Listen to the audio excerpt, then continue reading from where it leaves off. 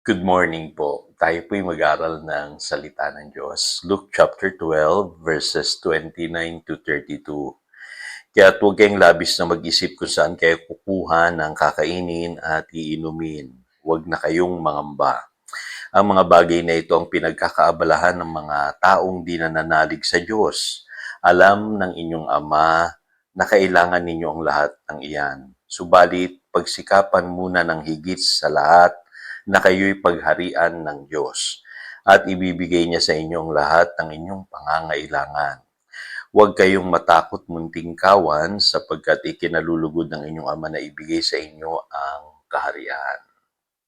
From warrior to warrior. Dapat po tayong mga believers, mga warriors po tayo. Hindi po mga warriors. Ano po? At alam niyo po, nung ako po'y hindi pa nakakaunawa ng mga prinsipyo ng pananampalataya, ang bilis ko pong mabalisa. Ano po? Ako po'y isang warrior, yung tipong hindi na nakakatulog sa gabi. Yung tipong lagi mo na lang iniisip na ikaw ay kakapusin, hindi aabot yung pera mo sa kinsenas or katapusan at lagi na lang nagka-cash advance o di naman kaya nangungutang. Ano po? Ganun po karanasan kadalasan ng marami sa atin. Ano po? At labis tayong nababalisa doon sa atin pong mga pangangailangan. Ngayon, ano ba ang sinabi ng Panginoong Hesus? Ano po? Yung pagkabalisa po, sabi diyan sa verse 30, ano po, ito po yung pinagkakaabalahan ng mga taong di nananalig sa Diyos. Busy sila doon po sa kanilang kakainin at iinumin. Ano po, kaya punong-puno ng takot yung kanilang puso. In fact, sa verse 28, kung babasahin ninyo, kapag ganito po yung ating pag-uugali, ang sabi ng Panginoon sa atin, kay liit ng inyong pananampalataya sa Diyos. So, nakaugnay pala do sa ating kawalan ng pananampalataya, yung pagkabalisa. Ano po? Kaya ayaw ng Panginoon na tayo po nababalisa kasi sign yan na maliit yung ating pananampalataya. Hindi sinabi ng Panginoon na okay lang na mag-worry kayo. Lahat naman ng tao nagwo-worry eh. In fact, ang sinabi niya, do not worry. Huwag kayong mangamba, huwag kayong matakot. At kung titingnan niyo po, ang ibig sabihin ng Panginoon dyan, kinukuman niya tayo. Ano po, mahalaga yung maintindihan natin na command ito ng Lord na dapat huwag tayong mangamba. At sa verse 30, ang sabi ng Panginoon, alam ng inyong Ama na kailangan ninyo ang lahat ng iyan. Ano po? At sa verse 31, pinaalalahanan niya tayo na unahin natin yung kanyang paghahari. Ano po? At sa verse 32, sinabi niya, huwag kayong matakot. So with this, ito yung mga words na dapat na ilagay natin sa ating puso. Kung ano po yung sinabi ng Panginoong Yesus, hindi yung pagkaunawa natin. Ano po? Ano ba ang gustong sabihin ng Panginoong Hesus dito sa mga verses na ito? Merong worry sa mundo. Realidad yan. Pero wag tayong paapekto. So, ibig sabihin, pwede pala tayong mamuhay sa mundong ito na hindi tayo naaapektuhan ng pagkabalisa. So, mahalaga, i-apply natin yung prinsipyo ng pananampalataya para tayo magtagumpay sa mga worries natin at sa ating mga kinatatakutan. So unang-una, bantayan natin yung ating mga sinasabi. Kasi sa pamamagitan pala ng pagrereklamo, ano po, natutulad tayo doon sa mga taga-sanlibutan. Kasi yung mga taga-sanlibutan, laging ang laman ng kanilang isipan ay yung mga bagay na kanilang kinatatakutan. Ano po, kaya pansinin ninyo, no, yung mga tao ngayon, busy-busy sa balita yan. Kaya punong-puno ng takot at reklamo yung kanilang puso. Sabi sa Philippians chapter 2 verse 14, do everything without complaining. Tandaan niyo, yung pagrereklamo, talaga pong nakakasira ng buhay yan.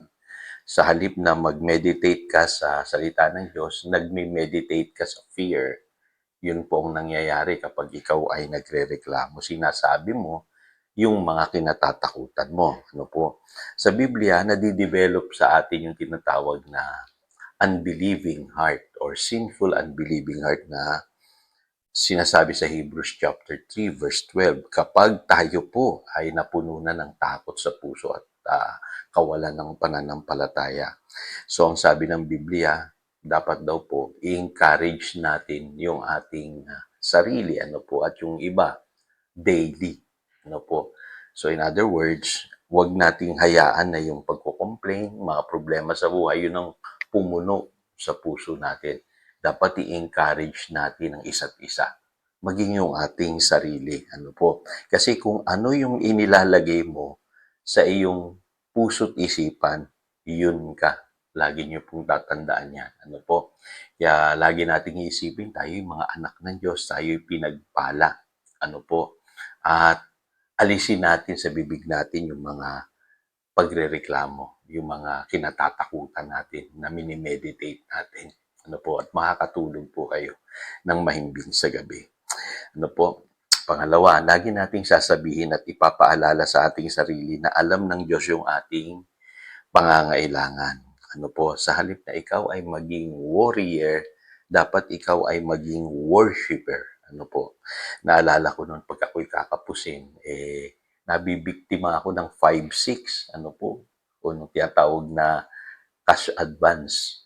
Pero naalala ko, may isang kapatiran na sinabi sa akin, sa halip na 5-6 lagi ang iyong pupuntahan, alalahanin mo yung 1 Peter chapter 5 verse 7.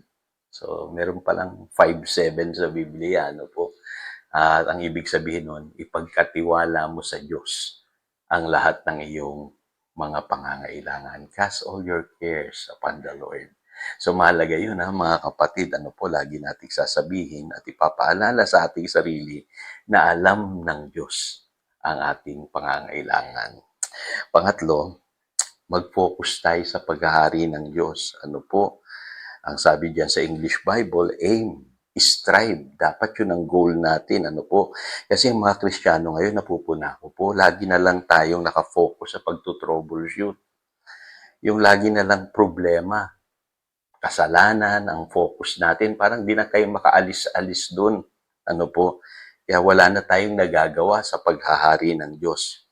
Baliktarin naman natin. Ano po? Dapat mag-focus tayo sa paghahari ng Diyos. Doon sa sinasabi ng Matthew chapter 6, verse 33. Ano po? At si Satanas, kaya kanya gustong-gustong mabalisa, matakot, para wala kang magawa sa paghahari ng Diyos. Kaya kapatid, ano po, pag sumikapan natin, baliktarin naman natin, mag-busy tayo sa paghahari ng Diyos. Yun naman ang focus dapat natin. At panghuli, sabi rito, walang dapat katakutan dahil ikaw ay nasa paghahari na ng Diyos. Kaya sabi ng Panginoon, huwag kayong matakot. Alam niyo po ba, ang translation niya, napakaganda eh. Huwag kayong maaalarma or huwag kayong daratnan ng problema na takot kayo. Struck by fear. Kasi alam niyo po, tayo kabilang na sa paghahari ng Diyos. Yun ang sinasabi ng Colossians chapter 1 verse 12. Sabi dito, dapat magpasalamat tayo palagi, giving thanks to the Father who has qualified you to share in the inheritance of the saints in the kingdom of light. So makikita ninyo ano po, dapat ganun tayo, laging nagpapasalamat para hindi tayo daratnan ng takot. Kasi kinuman din ng Lord yan huwag kayong matatakot. Ano po? Tandaan lang natin sa buhay na ito, hindi dapat tayo datnan ng mga problema na takot. Ano po? So, dapat tayo yung mga warriors, hindi mga warriors. Ano po? So, tayo po yung manalangin. Dakilang Diyos, salamat sa mga katotohanan ito. At muli, napatunayan namin sa iyong salita na pwede pala namin pagtagumpayan ang mga worries, ang mga fears namin sa buhay sa pamamagitan po ng prinsipyo ng pananampalataya. Salamat po at tulungan mo kami na laging magtagumpay laban sa aming mga pagkabalisa at takot. Salamat, Panginoon. Yan ang aming panalangin. In Jesus' name we pray. Amen. Again, ito si Pastor Jojo, nagpapaalala upang daluyan tayo ng pagpapala, manatili tayo sa kanyang salita. Good morning.